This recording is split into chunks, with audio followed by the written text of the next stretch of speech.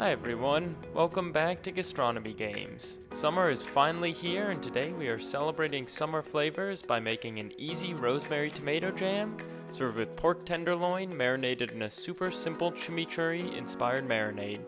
This marinade works excellently with pork, chicken, flank steak, and even fish. These two recipes are a wonderful addition to anyone's summer cooking arsenal, so without any further ado, let's get to the kitchen. We're going to start by breaking down our pork tenderloin. Our main concern is taking off the layer of silver skin on the outside of the tenderloin. Silver skin is a form of connective tissue typically found mostly on red meat cuts and can be identified by its silver color from which it gets its name.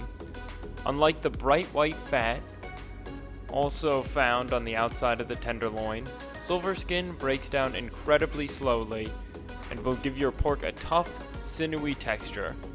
To remove it, simply poke your knife underneath a strip of silver skin, and with the blade pointing slightly upward, run your knife to the end of the strip before running your knife in a similar fashion in the other direction to detach it. Try to take off as little of the actual meat as possible, but don't get discouraged. Just like any other cooking technique, this will take some practice. And because we are going to slice the tenderloin anyways, it is a very forgiving recipe to learn on. A boning or a fillet knife makes this task much easier, but if you don't own one, your chef knife or even a paring knife is more than capable of getting the job done, so long as it's sharp. While you can save and freeze silver skin scrap for stock, I generally discard it because it takes a lot of the stuff to be able to utilize it this way. As you can see, there is still some fat on our tenderloin, but the large pieces of silver skin are now removed, so it's time to start slicing. For the thinner end, we are going to slice thin strips on an angle to make them wider. This will get them to about the same size of the rest of the tenderloin.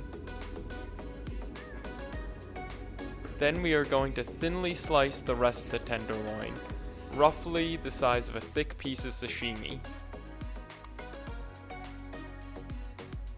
Once everything is cut, we are going to lightly flatten each piece with the palm of our hand.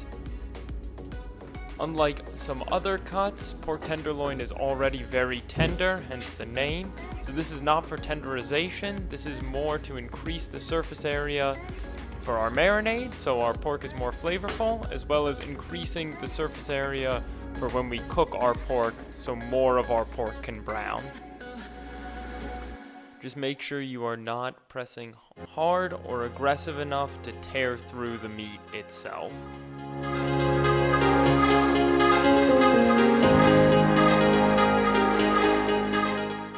When you are finished with all the slices of pork, it's time to make our marinade. In a blender, food processor, or using an immersion blender, combine 2 shallots sliced, 4 garlic cloves sliced, the leaves from a 2.5 ounce bunch of parsley, 1.5 tablespoons toasted cumin seeds, 2 ounces red wine vinegar, 2 ounces red wine, and half a tablespoon of salt. Turn on your blender and slowly drizzle in 4 ounces of olive oil.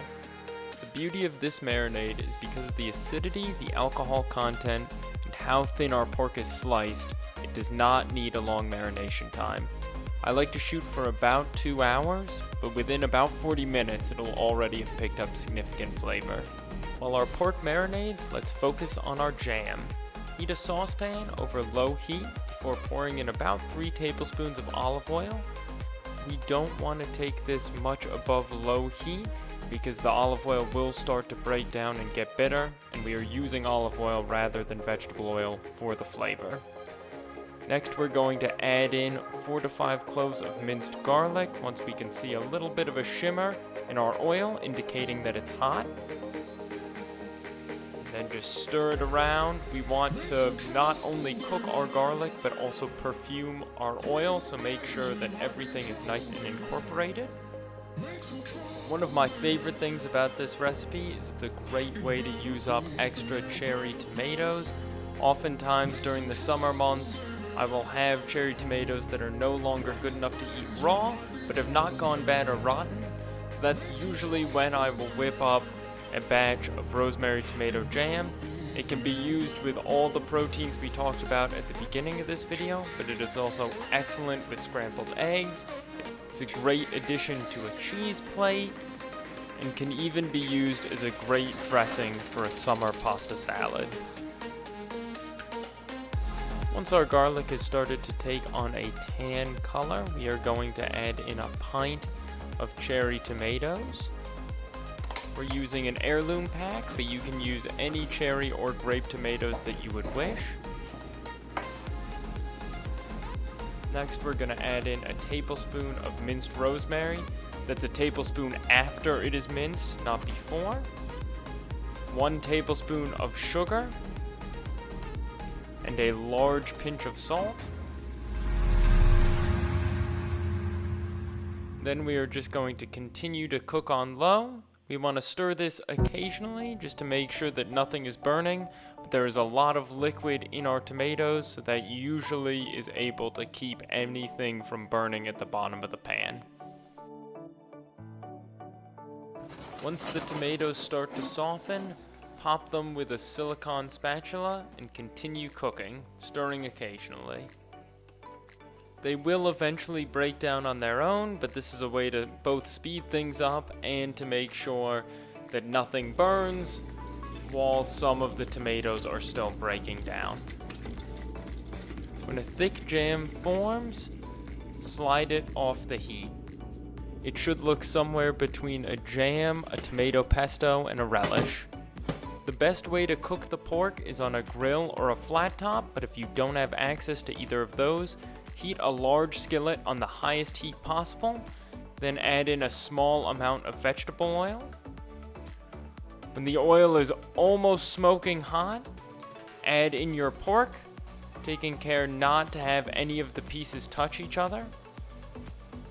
If they were touching, they will start to steam off of each other and you will never be able to get a nice hard sear on them, and that is where a lot of the flavor in this recipe comes from. Because we are trying to replace the char that we would get from a grill, a very hard sear and a nice brown crust is crucial.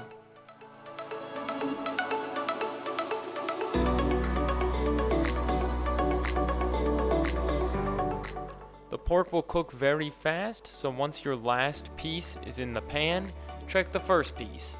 If it's brown, flip it, and then continue in a similar fashion with the rest of the pork. This browning is called the Maillard reaction, and it is the chemical reaction that proteins go through when they are browned. This flavor that you get from browning meat cannot be replicated in any other form. It is also different from when sugar's brown, that is caramelization, which is a different way to build flavor. Once the pork is browned on both sides, take it out of the pan and continue cooking the rest of your pork in batches.